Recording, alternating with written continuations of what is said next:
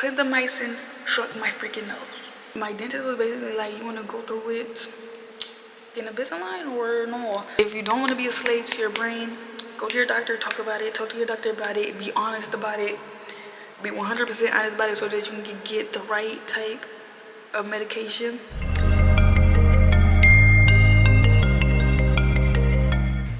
Okay, girlies, we have a lot to discuss today.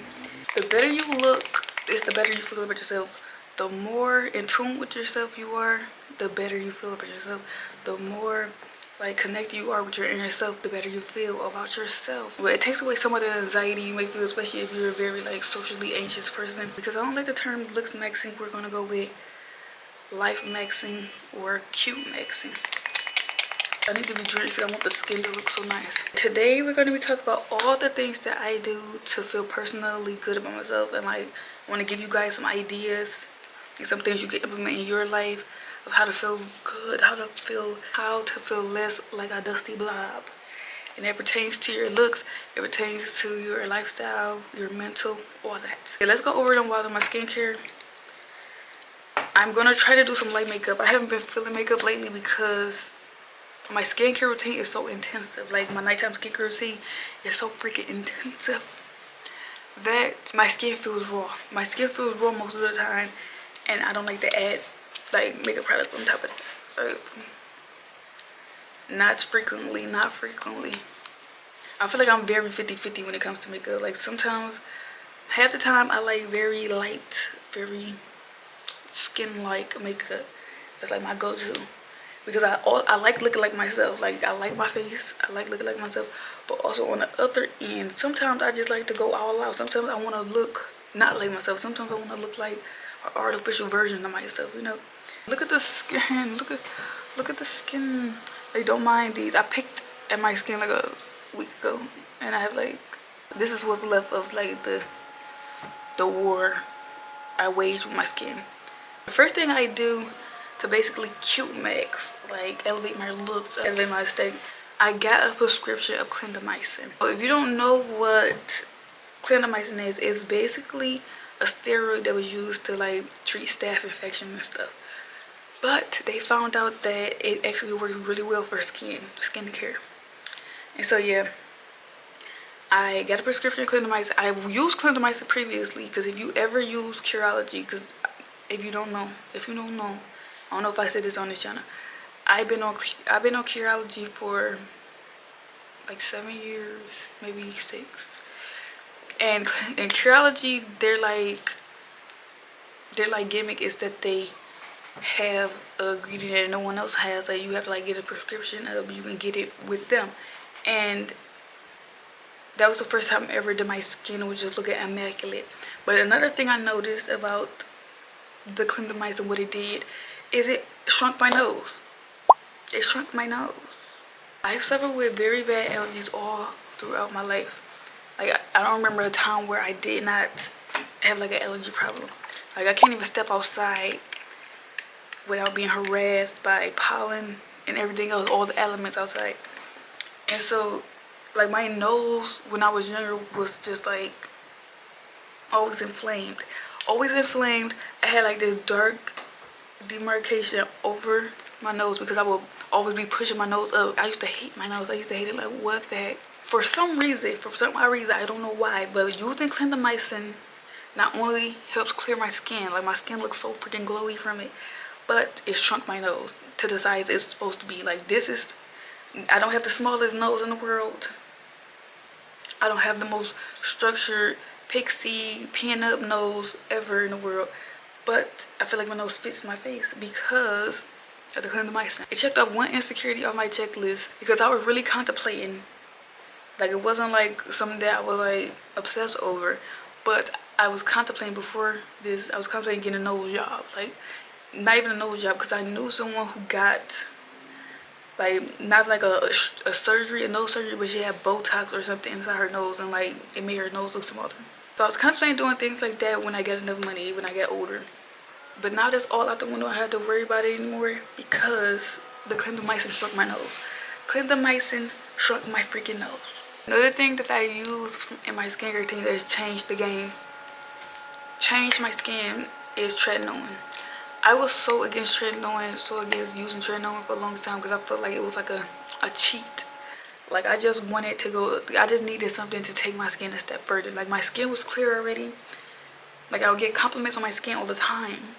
But it wasn't like perfect to me. My skin was perfect to me. I feel like there was so many things that I could address. And one thing that it addressed, the main thing that I want to talk about that it addressed is my under eye dark circles. I literally, ice cream truck, the ice cream truck is coming. I feel like every time I film, it's like an ice cream truck situation. Like, is this like a thing? I've had under eye circles, like dark circles under my eyes for the longest, and I thought they were genetics because my mom, she has dark under eye circles or whatever, and I'm pretty sure a lot of my siblings do too. So I'm thinking it probably was genetics, honestly. But besides the point. So I thought it would never go away. Like I could never get rid of my under eye like circles, shadows, whatever. Until I started using, because I didn't even know you could use tretinoin as like an under eye cream. Until I started using tretinoin as under eye cream, and I noticed it was haven't even been like a week since I noticed. I think I noticed like 3 days ago that my under eyes look completely different than they looked before I started using tretinoin. Like if I go back, I could probably post some pictures, maybe if I can find some. I mean, my dark eye, because usually when I take a picture, I have like makeup on, like concealer to cover it. But I might be able to find one. It's starting to, at first it looked very weird. I'm like, I look different. I look a little different. Look a little different than usual. But now that I look at it, like it's like bringing more light to my face. Like I don't look exhausted. I would get that a lot. Like I would just wear my basic bare face, and people would ask like, am I tired? Like what's wrong with me? Like what's going on? I'm like, no, yeah, I just have shadows under my eyes. But now I feel like I look way more youthful. I look brighter. You know, I look more glowy because like look at that. Like oh my god, it's crazy to think about. And the reason it does this, and I did my research, is because tretinoin like thickens the skin under your eyes. And usually if you have any type of dark under eyes, dark circles under your eyes or whatever, it's not like a pigment. Sometimes it is a pigment. Sometimes it is a pigment issue, and I'm pretty sure tretinoin can address that too. But usually it's because the skin under your eyes is very thin, it's very fragile. And because the skin is very thin, you are basically seeing everything that's underneath the skin. Like you're seeing like the veins and all that that's underneath the skin. So it makes your under eyes look a lot darker than what it is. So yeah, if you are someone who suffers from that, like maybe yours is like worse than mine. Maybe you had like the same type of issues as me. Tretinoin. Tretinoin is eye cream. Get rid of those dark under eyes. Thank me later. Thank me later. Like even if you can't use tretinoin all over, because I know a lot of people can't use tretinoin all over their face because their face is like super sensitive.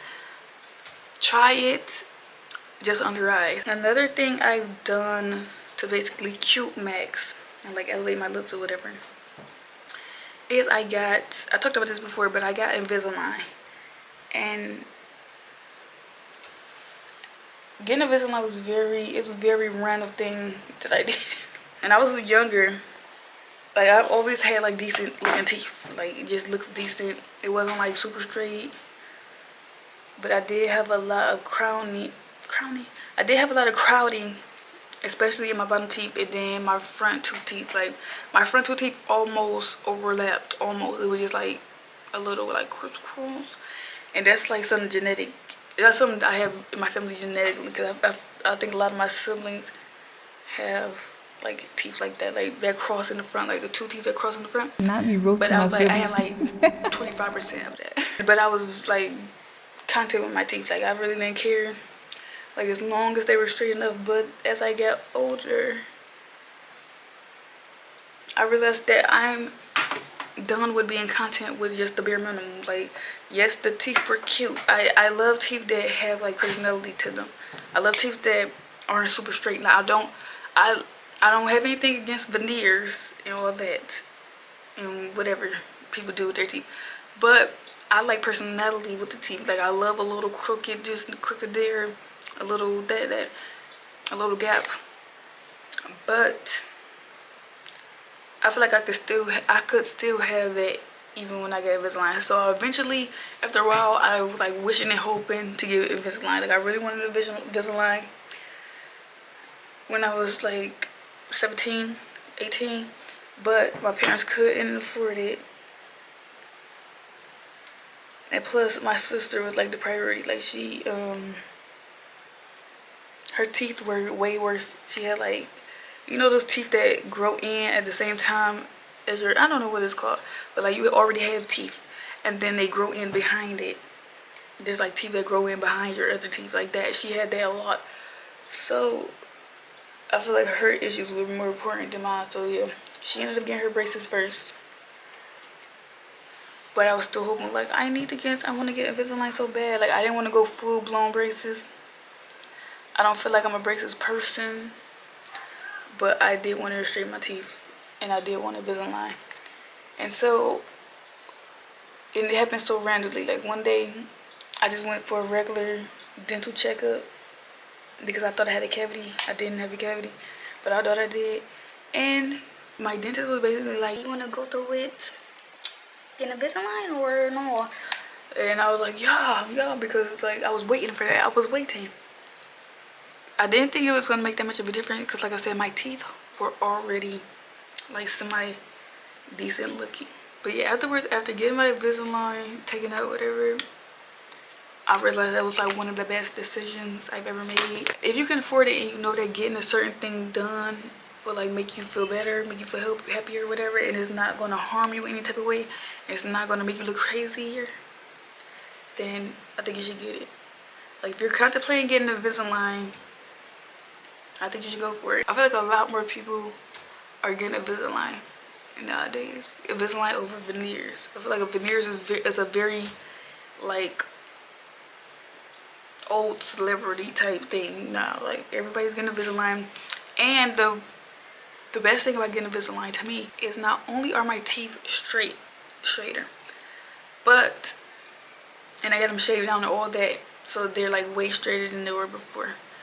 But I also still have personality in my teeth. I still have like little imperfections in my teeth that like shows that I'm not like a robot or anything. Like I'm still a human being basically. The makeup look I'm going with today is that look Zendaya did for the Odyssey premiere. I don't know if it was the one in New York or whatever, but that super clean girl, like that's the true clean girl makeup. Like I'm gonna put a picture up, that's the true clean girl makeup. I feel like all the makeup that we've been doing that we call clean girl makeup a lot of times, and I'm pretty sure user era, have been soft glam. It's been soft glam, like maybe like a super soft glam. It looks like your skin but better. Another thing I've been doing to Lifestyle Max, this has purely to do with like the aesthetics. So I completely changed my style up. Like before, I was very obsessed with wearing neutral colors. Like I love neutral colors, like the tans, the mauves, the blacks, the grays, because I feel like they were safe colors to wear. Like no one could go wrong with wearing a black shirt, a black dress. Like, and it made you look a little slimmer, you know. And then I realized, like after 25, like when my frontal lobe developed, whatever, I realized that I don't even like neutral colors like that. Like, yeah, they're cute. Yeah, they're cute sometimes. Like, especially when we're discussing like that old millennial, like beige, gray,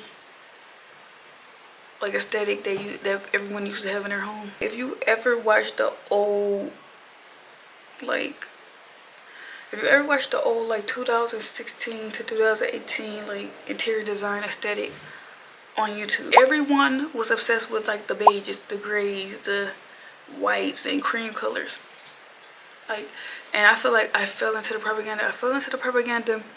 And I was obsessed. Like, I told myself, like, when I get my own place, I'm gonna have a beige couch, I'm gonna have beige throws, beige like everything, a wood coffee table, freaking gray carpet and whatever. So yeah, I fell into the propaganda and it stuck with me for a long time. That propaganda stuck with me for a long freaking time. After I turned 25, that all went out the window. Like my mind like did a switch. Like I wanted everything to be colorful. Like even now, I don't know if you can see, my bedroom set is pink. It's pink. It's like a mauve pink. It's a deep rose, whatever. Like rouge. I love that deep rose, like rouge aesthetic. I love colors. I love pops of colors now. It even pertains to how I do my makeup. That pertains to how I dress and whatever. Like I wear, if you haven't noticed, I feel like I started doing it like in a couple of YouTube videos ago. Like you can see, I went from wearing white, black, beige, and now I wear colors. Like I love blues. And then I even went in and I like tried to figure out my color palette. Apparently I'm a deep winter. I don't know if that's true or not. I don't know. But yeah, this is one of the colors that is set to like fit my skin tone or whatever. I feel like it does. There's a specific type of yellow that I really like on my skin tone. I want to put a picture up. But yeah. So yeah, I'm starting to discover what colors work for me, what color palette fits me, whatever. And I'm just going through the motions. I'm going through like what I like. Pinterest always like, it's like a telltale sign. Like it gives you a sneak peek of how much your aesthetic has changed. Because Pinterest is like, it's like one of those, Pinterest is one of those social media platforms that like really caters to you as a person, you personally. I want to show my Pinterest homepage just so you can see the overall like aesthetic that I'm like in now. But yeah, ignore some of the things. Some of the things I don't know, but like that bedding, so cute. Like the nail inspo. If you can see, like it's the camera doing it justice. It's the camera doing the screen justice. But yeah, like completely ignore the ads. But yeah, this is kind of what I'm going with my bedroom, like what I want to look. Well, this is like the ultimate goal of what I want my bedroom to like kind of look like.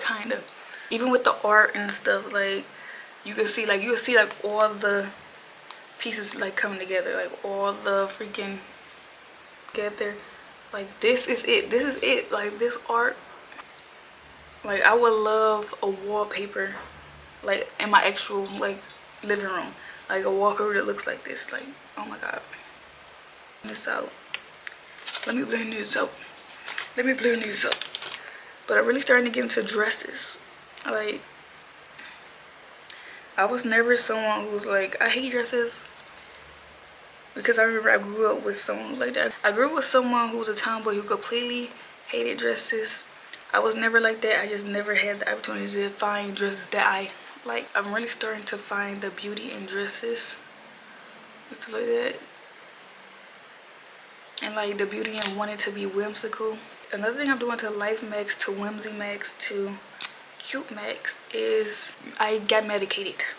If you're someone who deals with any type of anxiety, social anxiety, any type of anxiety in general, panic disorders, you deal with any type of like, just any type of mental imbalance. If you deal with depression or anything like that, I highly recommend you get medicated in some form. I used to be the type of person who, I don't know if people remember that clip of Tom Cruise where he was talking about SSRIs or whatever. And he was basically saying that people being medicated on SSRIs, they're basically just they're not really addressing the problem. They're just putting a band-aid over like the freaking gash or whatever. That's like a summary, like that's like a little paraphrase of what he said. For a long time, that was a similar mindset I had when it came to SSRIs, when it came to being medicated and all that. I feel like a lot of people aren't taking the correct medication that they need for their own personal like mental issues, and that's why you see a lot of people who are like on SSRIs and they still like give, I don't want to say like mentally ill, they still give like, I'm gonna say it, they still give mentally ill. They still give mentally ill. They still give like there's something wrong here. There's something that needs to be like addressed. And I think it's because a lot of people, they are medicated, but they aren't on the right type of medication. If you're someone who like me, who has dealt with anxiety all my life, like I was born with anxiety. I was born with anxiety. I don't even want to go really into that. I was born with anxiety. I've had anxiety when I was a kid. I feel like I was a little bit better when I was a kid because when I was a kid, I'll say it like this. When I was a kid, the world had not touched me with the hand of shame and just being like, the shame of being yourself, the shame of just like being a person, being like a human being. I wasn't touched with that yet. So while I still had anxiety as a kid, I feel like it was very easy for me to like push my anxiety to the side. Push my anxiety to the side and like just be me. For the longest time I was me as a kid. But I feel like as I got older, I got touched by the world's shame or whatever. Because I feel like that's the problem of the world. I don't feel like you having this, I don't feel like anxiety and all that is a personal problem. I feel like a lot of people like make saying like it's a personal problem. I feel like the world causes this. The world causes like with the outside.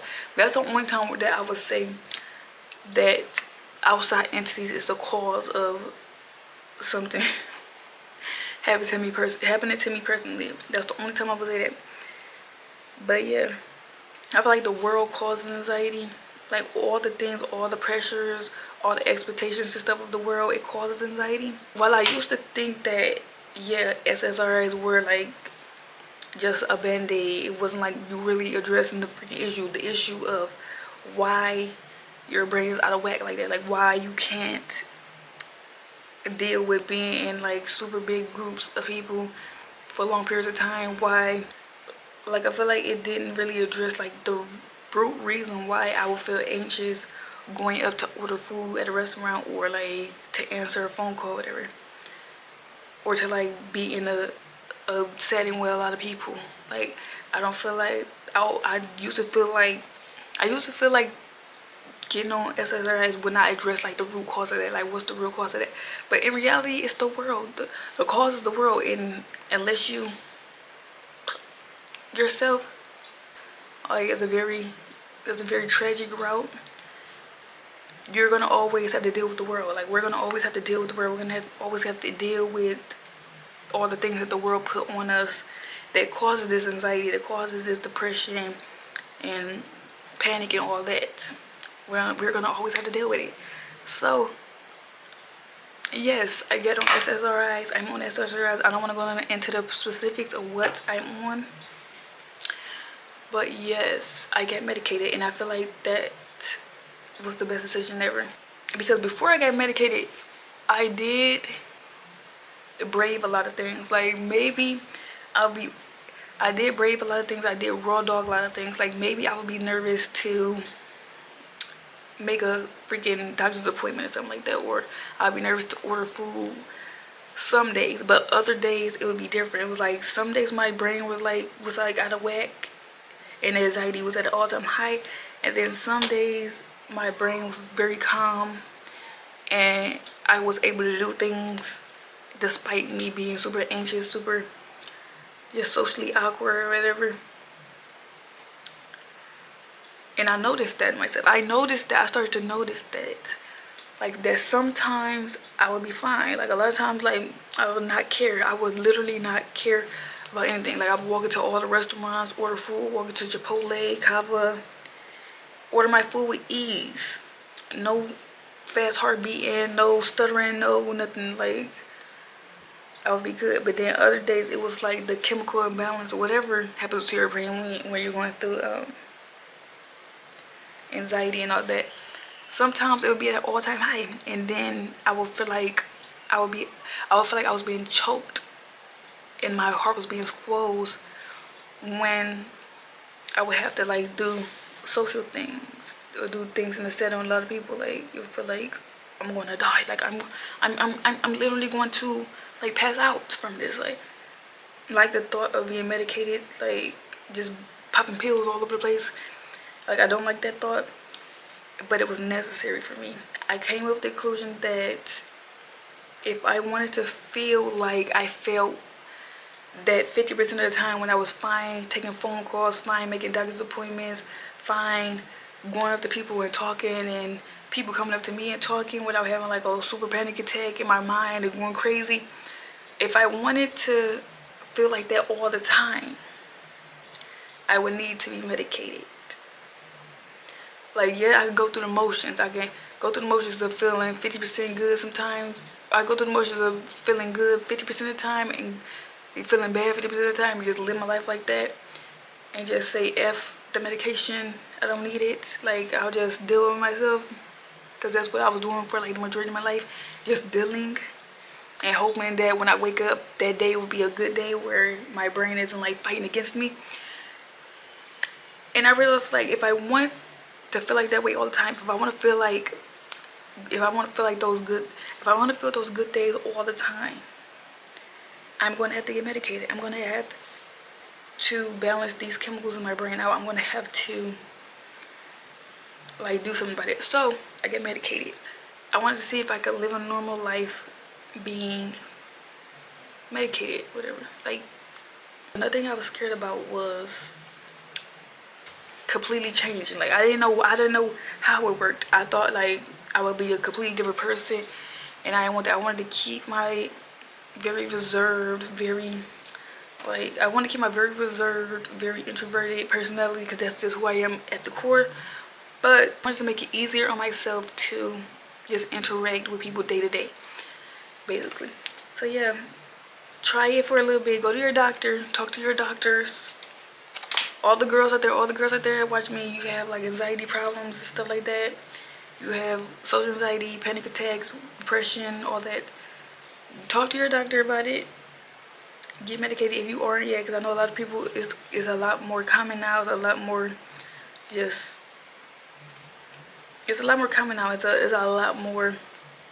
like accessible now. Go to your doctors, talk about it. And my sister is also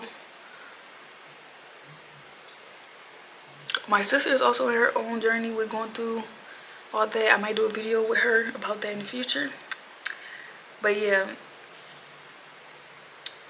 if you have any issues like that, you find it hard to interact with people and stuff, you find it hard to go out in public and do things yourself, that's another thing. I really wanted to freaking have comfort, be at ease with doing things myself, like going out myself, doing things myself, and like being medicated saved my life. It saved my life. So yeah, if you're one of those girls, you want to take back your independence, you want to take back your freaking free will and all that, you don't want to be a slave to your freaking brain.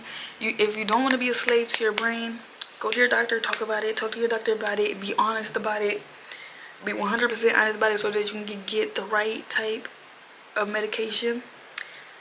And yeah, see how it goes. Give it a little trial period, see how you feel.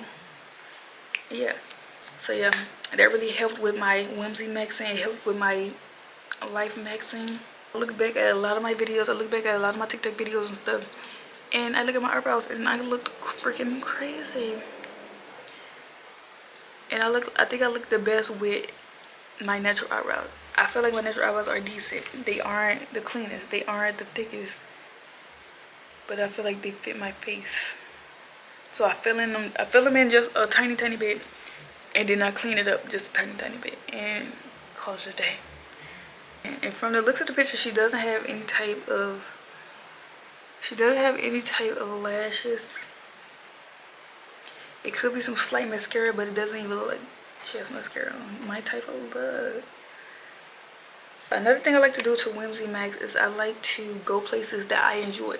I like to do things that I enjoy. I don't really care about what the world thinks. I don't care about what the world is doing. I don't care that going to the club or going to, like, I feel like this new thing people been doing is like going to like these parking lot functions. I don't know, they just stand in the parking lot doing whatever. I love shopping. I love going to like little niche shops. I love going to Asian shops. I love going to Asian skincare shops. I love doing like little tea time brunch date things. I love drinking matcha now. It's like a new discovery for me. Matcha, I thought I would hate matcha. I had matcha a couple times and I did hate it, but I found out that you have to have the right type of matcha. So yeah, I'm not like a matcha head, I'm not obsessed, but every once in a while I love me a little matcha. I love going to Starbucks. I love having my coffee. I love having coffee at home. I love making my own coffee. I love just living life, period. People may look at me like I'm boring, like maybe I should be doing a little more, maybe I should be traveling all over the world and on yachts and all that, but I like to do things that I like to do things that are comfortable for me. I like to do things that I find joy in, and I basically say F the world, F what they talking about, F what they talking about. We're doing what we like, and I feel like that makes you way more happier, makes you way more just mentally sound and calm when you do what you like to do without worrying about what other people are thinking and what other people care about. Another thing that I've been doing to Whimsy makes the cute makes or whatever is every time I go out, no matter if it's just to run errands, I like to look decent. Like I used to be the type of person to just go out and have like lounge wear on, like pajama wear, like especially if it's like a quick errand or whatever. But now I try to put a little bit of effort, even when it's like a chill outfit, like it's like a t-shirt, some shorts, whatever. I like for it to feel comfortable for one, and I like it to look a little fashionable. I also like to make sure my hair looks nice, like even if it's like a chill little scarf moment. Like I said, when you look good, especially by your own standards, not by other people's standards, because if you try to fake it, try to look a different way, like a way that doesn't fit your aesthetic, doesn't fit your style, doesn't fit your energy, then you become a little insecure. But if you look like what's in your heart, if you look like what's in your heart, you look like your own aesthetic, you look like you wear things that you like to wear, colors that fit you, colors that you like, you feel better about yourself. When you feel better about yourself, your anxiety, it disappears. I'm telling you, believe me. I should know. I'm the most anxiety-induced person to ever walk this earth. I think a little skin dude won't hurt. A little skin dude won't hurt. Just a little bit. But yeah, it's giving skin. It's giving skin, my skin, but better. It's giving light. No makeup. It's giving no makeup look. It's giving clean girl makeup. It's giving clean girl makeup 2026, because what we were doing before is soft glam. It was soft glam. I'm telling you guys, it was soft glam. Like, I didn't want to say it before, but it was very much soft glam. It wasn't clean girl. But yeah, that's it for today's video, girls. I'll see you in the next one. Bye.